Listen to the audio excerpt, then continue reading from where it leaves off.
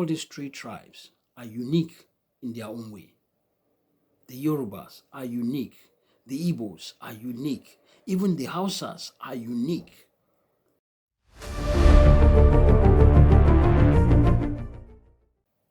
Hello everyone, I hope this video makes you well.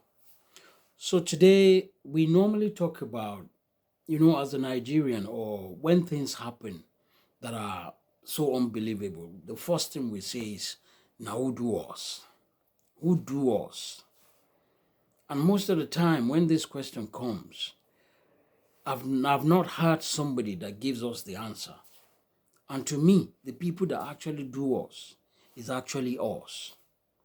So if you want to talk about the Yorubas, you want to talk about the Hausas, and you want to talk about the Igbos, these are the three unique languages that other languages in Nigeria comes under. But you see, these three languages are unique in their own way. And that is why at times you want to think about Nigeria working together as one, which will be one of the best things that will ever happen to Africa. But unfortunately, because we have not been able to work together as one, that is why we always advocate for it to be broken up. Because I believe personally that in our little clusters, we can do better than we are doing today. But the same question I ask, most of us that have traveled abroad and run out of Nigeria, the countries that we go, the China, the Taiwan, there are some countries that you even see Africans, that those people don't even speak one single English. But yet we choose to go to these places in order to better our lives. So if Nigeria possesses most of the things that these countries have, where would you rather be? To be with your own colored man, your own tribe, or people that you have understanding for each other? But because that understanding has never been there, that's why we always talk to break it up, one Nigeria. To break one Nigeria up. That's why we always advocate for that. But believe you me, all these three tribes are unique in their own way. The Yorubas are unique. The Igbos are unique. Even the Hausas are unique. But we have not been able to find a way or a leader that will understand that the constitution that we have from 1999 is one of the biggest reasons why we are where we are today. If we had a leader who understands that, and all these years have brought Nigerians onto a round table and decide where we go from here. If you talk about the North, apart from the elites in the North, the ordinary northern Nigerian people are the best people to live with. I promise you that. It is only in the North that you will be selling sugar and go to a northerner as a Yoruba or Igbo person. You are selling sugar, you go to a northerner. In his shop, you ask him that, please, I need you to help me to be selling this product. A northerner will just create a small space for you in his shop and ask you to be using that little space. I've seen it happen on many occasions. So this is how sweet the northerners can be. They don't believe you coming to their shop, selling the same item that they are selling can in any way bring them down. So if the northerners had been used rightly, the way Sir Ahmed Bello started using the northerners from beginning in the 50s up to 60s, with all the textiles and all the groundnuts and all the oil and all the cotton, believe you me, today, the North or Nigeria, we will not be talking about oil in the Southeast. Every region in Nigeria has their own advantage and benefit. Today, every region would have been independent on its own. The oil people would be independent, the northerners.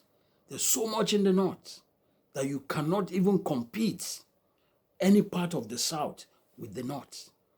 But because they have always had leaders who does not or who doesn't see beyond their arm's length, That is why North is where it is. You want to talk about the Igbos? They are so industrious. Everything that comes into an Igbo man's front, the next thing he's thinking is, how can I make this thing double? How can I make money out of this? This is a gift. This is a gift from God that the Nigerian government have not utilized. You want to talk about the Yorubas? Growing up in the North, every part of the North, every university that you see, every quarters of their professors in the universities, go to those quarters. If there's 100 flats or 100 homes in those quarters, 95 of them will be Yoruba professors. Professor Adeyemi, Professor Olukomi, Professor this, Professor that. You will get probably maybe 2 and then maybe 3 houses. This is no exaggeration because I lived in the quarters. And on our whole street like this, that contains about 20 houses, there was only one Northerner and there was only one Igbo. So education is what the Southwest have taken right from beginning. Thanks to Obafemi Awolowo and before him. So every single one of these tribes, they are unique in their own way. But we haven't been able to find a leader that is going to bring us together in order to exhume that quality that we all have. So if you are here today, you are thinking the North are useless. They are not. We've not been able to find a leader who will bring out the best in them. If you think the West or the Southeast are useless, no. What we have lacked over the years is a leader that will recognize these potentials. And that is why when you talk about one Nigeria, yes, something will tell you that, oh no, one Nigeria can be the best. But it's now up to how do we get that leader? And the simple solution to that, I wouldn't have always advocated for us to break it up. But the way it is going, that potentials are dying. That's why I always advocate for us to break it up. So that before the potentials of all these regions die completely, maybe in our little clusters, we can still benefit something. But today, if we agree to go the right way in order to have one working Nigeria, the political parties that we have today will not be of help. All of them needs to either step aside or we, the Nigerian people, force them to step aside. And that is why I always said, the Nigerian people have to rise up. The Nigerian people have to rise up to the occasion. We have to form a political movement of the Nigerian people, both North, East, Southwest. A serious political movement that will bench all these old political parties that they don't know what they are doing anymore. If you look at all the political parties that we currently have today for the past 20 years, the PDPs, the APCs, all these political parties, as we speak today, are a complete joke. We have parties where you have one person, we hold the jugular of that party,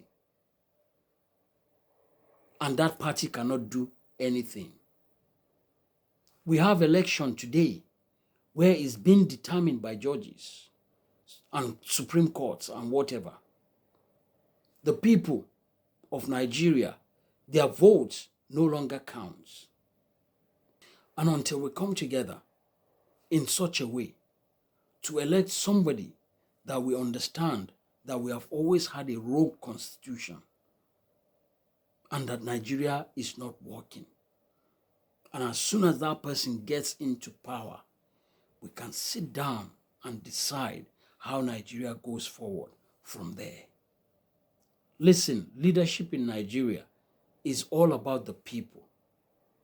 But unfortunately, the people have not risen to that occasion up till now. Even in 2023, that we had so many people voted for Labour Party because of Peter Obi. Yet, or still, we have not awoken. Please, if you haven't subscribed to this channel, do so. Share this video. Press the notification bell because it is vital. Where we are today, I keep saying it, we all cannot run out of Nigeria. We have to understand that Nigeria has the potential to be one of the best in the world. And until we actually own up to it, before we can actually put Nigeria on that map. So thank you very much, and I'll see you on my next video.